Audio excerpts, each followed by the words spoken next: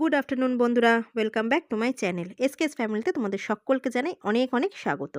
তো বাজে এখন সকাল ৮টা, আর আজকে তো মকর সংক্রান্তি। সকাল থেকে চলছে কিন্তু আগের দিন রাত্রিবেলা রান্নাঘর সমস্ত কিছু আমি ধোয়া মোছা করে পরিষ্কার করে রেখেছি, কারণ মকর সংক্রান্তির দিনকে তো একদম আমি সদ্যসূচিভাবেই সব কিছু করি, আর নিরামিষ তো অবশ্যই সমস্ত কিছু ধোয়াধুয়ি করে নিয়েই করি। তো গতকাল রাত্রিবেলাই মানে যতটা পেরেছি করে রেখেছি, আর টুকটাক যা ছিল সেগুলো সব সকাল থেকে করে নিচ্ছি। তো কিছু বাসন-কোসন যা ছিল সবকিছু করে নিলাম। ওদিকে সকালবেলা আমাদের চাও খাওয়া হয়ে গেছে। আর এখানে দেখো হাসব্যান্ড নিয়ে এসেছিল ওই আলু আরকি। এগুলো তো এখন তো শীতের সময় এই নতুন আলু আরকি না ধুয়ে আমি মানে ধুয়ে শুকিয়ে নিয়ে তারপরে রান্না করি।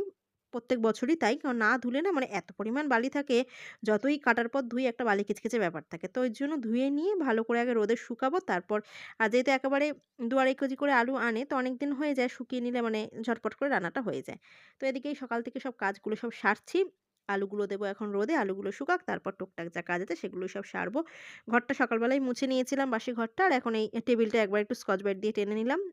আগের দিন থেকে রাত্রিবেলা থেকে পরিষ্কারই আছে, তাও সকালবেলা একবার ধোয়া মোছা করে নিলাম। কারণ এরপর সব খাবারগুলো এখানে রাখবো। আর রান্না তো আজকে একদম সিম্পল, সেরকম কিছু করব না। কারণ তাড়াহুড়ো করে করছি, চলে যাব কিন্তু এরপর পুজোর দিকে। আজকে তো এই মকর সংক্রান্তির পুজো, ঠাকুরকে দই চিড়ে দেয়, তো অনেক নিয়ম কানুন আছে। তো ধানের শীষ আমি আগের দিনকে সন্ধ্যাবেলা বেরিয়ে ওই ধানের ছড়া, ধানের শীষ সবকিছু কিনে এনে রেখেছিলাম, দরজায় ফোঁটা দেওয়া, এগুলো তো নিয়ম আজকে আর কি আছে। সবকিছুই চেষ্টা করি পালন করার। তো যতটুকু জানি, মানে ওই কুসংস্কার না, তবে ঈশ্বর বিশ্বাসী, ঈশ্বরকে বিশ্বাস করি, আর সেইটুকু মেনেই নিয়মগুলো সব পালন করি। তো যাই হোক, এখানে আজকে করছি কিন্তু ধনেপাতার বড়া। আর করব ফুলকপি আলু, একটু কড়াইশুঁটি ছিল অল্প কটা দিয়ে দিয়েছি একবারে, সব মিলে একটা ভাজা করব। আর ওই ধনেপাতার বড়া এই দিয়েই হয়ে যাবে। ডাল আর করলাম না, কারণ শুকনো শুকনো করেই না আমাদের খাওয়া হয়ে যায়, তো এর জন্য আর ডাল করিনি।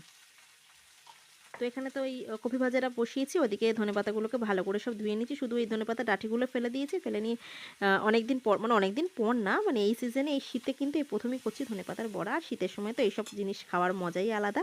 তো এখানে ভাজাটা বসিয়ে নিয়ে তারপর ওই ধনেপাতাগুলোকে সমস্ত কিছু দিয়ে একদম মেখে নেব। তো হিমচে শাকের বড়া, ধনেপাতার বড়া, এগুলো আবার ছেলেরও খুব প্রিয়। মানে যেকোনো বড়া জাতীয় জিনিসই ও খেতে ভীষণ ভালোবাসে। আর গরম গরম সে বড়া ভাজার তেলটা দিয়ে কিন্তু খেতেও খুব ভালো লাগে। তো দেখো এখানে ধনেপাতার মধ্যে দিয়েছিলাম নুন, হলুদ গুঁড়ো, লঙ্কার গুঁড়ো, কালো জিরা, বেশ খানিকটা মিষ্টি দিয়েছিলাম, একটু সামান্য চালের গুঁড়ো, কারণ চালের গুঁড়ো খুব একটা নেই, আর দিয়েছিলাম ময়দা। তো এই সব কিছু দিয়ে মেখে টেকে নেব, মেখে নিয়ে তারপর ওদিকে তো ভাজাটা হচ্ছে। আর এরপর পুজোর পর চলে যাব, আবার তো পিঠের জোগাড় আছে। তো এবছর মিলিয়ে মিশিয়ে সব হচ্ছে। আমি করব সিদ্ধ পিঠে আর দুধ পুলি, দিদি করছে পাটিসাপটা, আর মাকে হালকার ওপর থেকে চাপটা দিয়েছি। মাকে আর বেশি ভারের কোনো কাজ দিইনি। মাকে বলেছি তুমি শুধু পায়েস করো, বাকি পিঠে আর কিছু করতে হবে না, ওগুলো দিদি আর আমি ভাগ করে নিচ্ছি। আর আমি প্রত্যেক বছর সংক্রান্তির দিনকে সিদ্ধ পিঠাটাই করি। সিদ্ধ পিঠা আর দুধ পুলিটাই প্রত্যেক বছর করি। কারণ এটা খেতেই আমার ঘরে সবাই খুব ভালোবাসে। পাটিসাপটা খুব একটা মানে কারোর প্রিয় না, আমারও খুব একটা ভালো লাগে না। আর দেখো আগের দিনকে রাত্রিবেলা না মা পাঠিয়েছিল পায়েস। আর এই শীতের সময় মা কিন্তু প্রায় দিনই একটু পায়েস বানায়। তো ওটা দিয়েই সকালবেলা একটু মুড়ি নিয়ে বসেছিলাম। আর হাসব্যান্ডের সময় হনুমান চালিশা পাঠ করছিল স্নান করে নিয়ে। তো ভাবলাম এত খিদে পেয়েছিল সকাল থেকে, তো এক নাগাড়ে কাজগুলো করে যাচ্ছি। তো ভাবলাম একটু পায়েস দিয়ে মুড়ি খাই, এটাই আজকে টিফিন।